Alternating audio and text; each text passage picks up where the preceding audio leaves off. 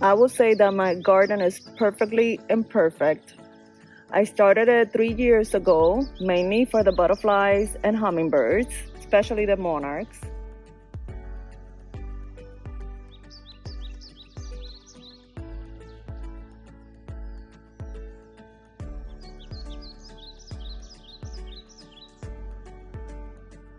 I do love the Mexican sunflowers. They bloom for a very long time.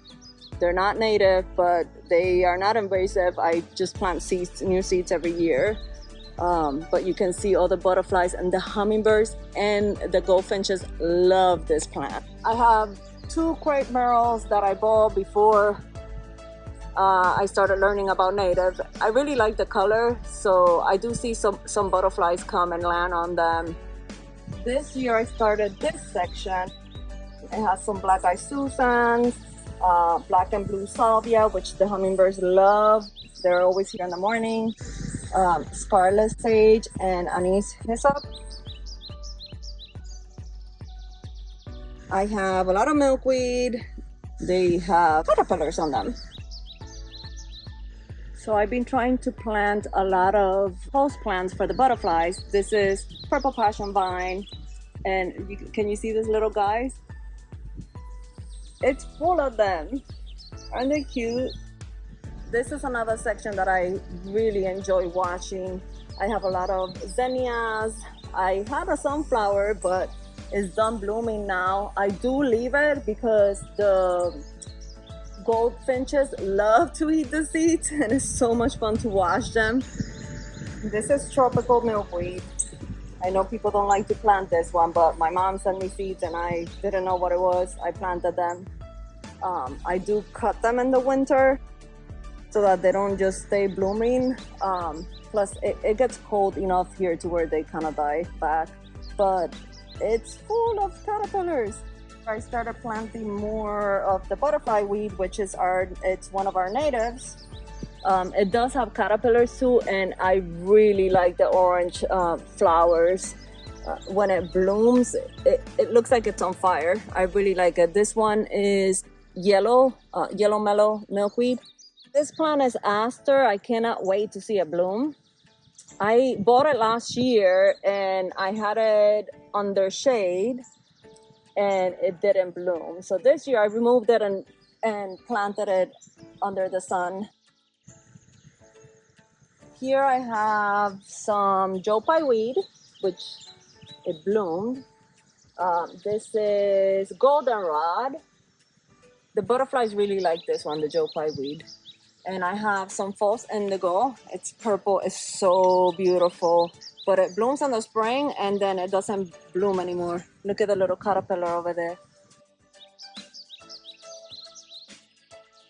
Then I have other plants that I have no idea what they are, but this was a gift from a co-worker and she passed. So now I have these little flowers to remember her. These are whitewood aster. I got them from a coffee shop that I like to go. I have columbine that I just threw some seeds, and then I like to get some little features like this. I like how it has the little holes so I can put some water there when I'm watering the plants, and the bugs have a little bit of water and they don't drown. This is another section that I started this year, but I just learn as I go. These were seeds that I threw in containers last year and they started growing, so I moved them to here. And then I have several kinds of milkweeds. And then I have some scarlet sage here, some anise. When we built the patio, they removed the grass and it's been very hard to get the grass. So I decided to go with frog fruit. It's a host plant to many little butterflies and it's doing so good. I just planted this maybe 3 months ago. A friend of mine gave them to me. This is another feature that I added for the butterflies. It has sand and sometimes I put a little bit of pink salt on it.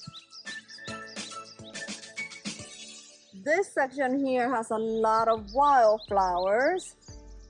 This, I have no idea what this is. I just noticed it today. Some of them are weeds, but if I see that the bees are using them, I'll just let them be. And as soon as I see them go into seed, I remove them if I don't want them. But I have a lot of black-eyed Susans. These zinnias I did plant. I have some blanket flowers. And you see all those little plants that are starting to grow. Those are blanket flowers. When they go to seed, I just throw stuff back there and things start growing. This section has a lot of milkweed planted on pots.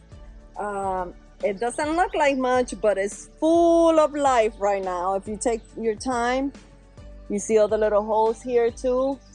I have a lot of caterpillars. This is one of the hummingbird's favorite. This is hot lip salvia. You see the little flowers? They are here every morning. This is coral honeysuckle, one of my favorites.